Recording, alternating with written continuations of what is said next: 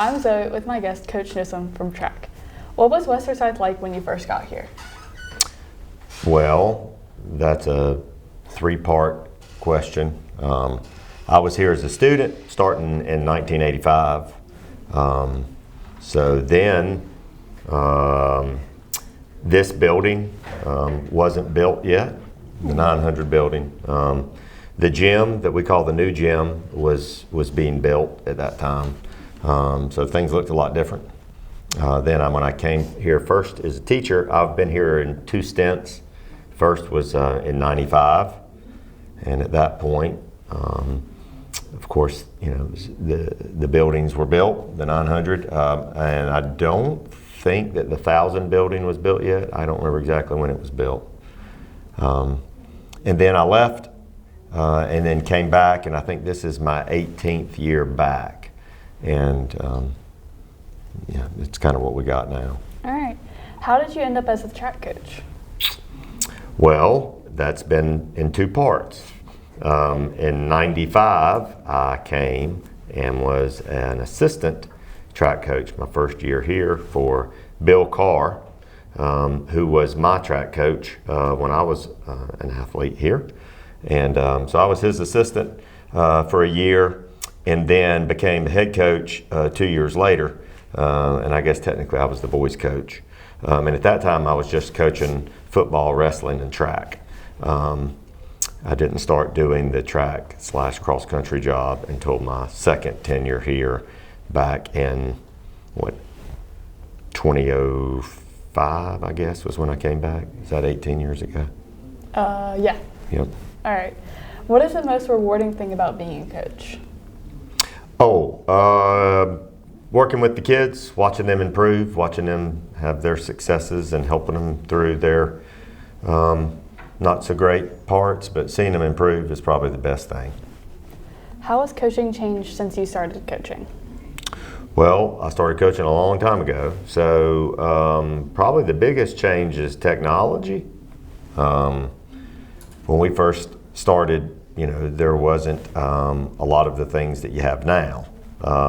So technology has improved as far as for getting information on how to coach kids, sharing that information, communicating with the athletes. Communication now is a lot different.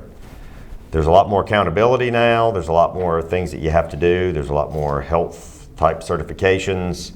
Back when I first started coaching, we didn't have necessarily use activity buses. We had vans that we would take the kids in. So it's changed. The other thing is probably athletes specialize now year round. It used to be whatever season it was, that was kind of what you did when it was, for the guys, when it was football season, you played football.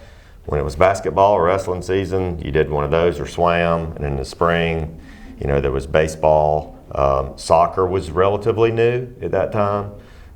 So you just kind of did what it was, whatever the season was. Now it's kind of like if you play golf year round. If you play soccer year round. So that's made it different. Tell us a story that sums up being a track coach. Well, that's a pretty broad question.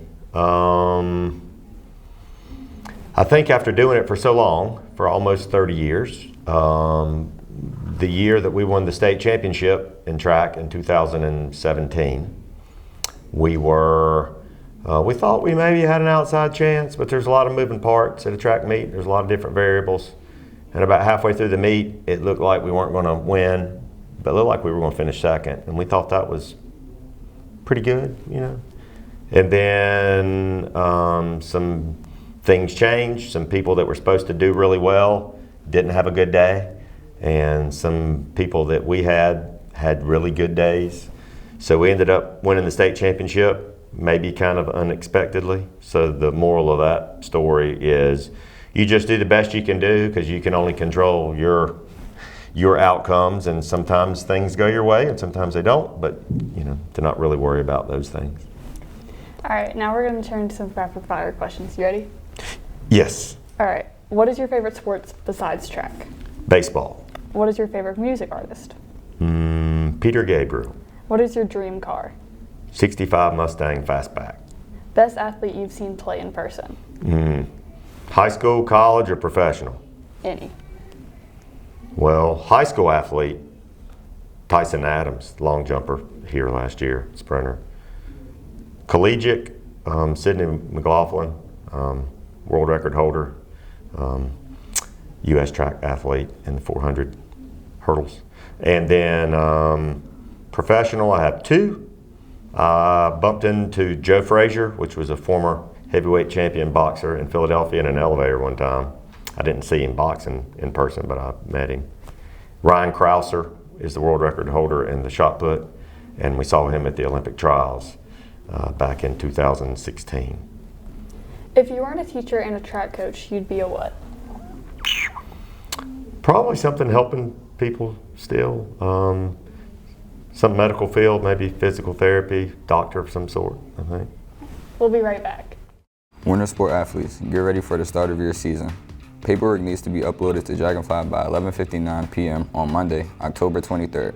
Also, make sure you sign up with the coach of your sport prior to trials. Wristbands for trials will be given out between October 25th and October 27th.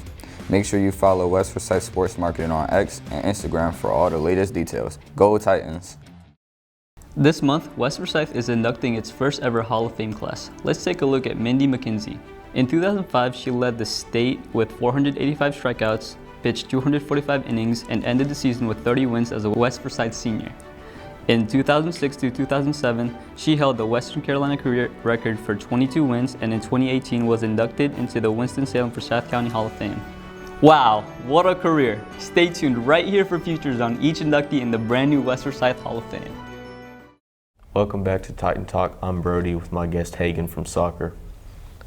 Why'd you start playing? I started playing soccer because my whole family played and I feel like I just had to.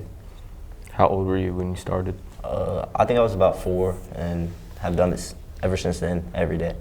What's the hardest thing to do in soccer? Probably keep my cool, I like getting mad and, you have to keep it under control. What's the best part about playing? Winning, definitely just winning games is awesome. Who do you model your game after? Probably my dad, just because he showed me how to play, and that's all I try to do. What song gets you ready to play? Any Drake song before the game gets me ready to play. What part of your game did you work on this off season? My weak foot, working with my left foot, because it was definitely bad. If you could play another sport, what would it be? Probably basketball, even though I suck. It's just really fun to play. What's your favorite pregame meal? Probably apples and peanut butter. It's always what I eat before games. What's your favorite uniform combo? Definitely our white jerseys, all white. Now let's turn to some rapid fire questions. If you could be great at any Olympic sport, what would it be? Track. Favorite video game? Fortnite. The last thing you binge watched? Snowfall. Favorite snack?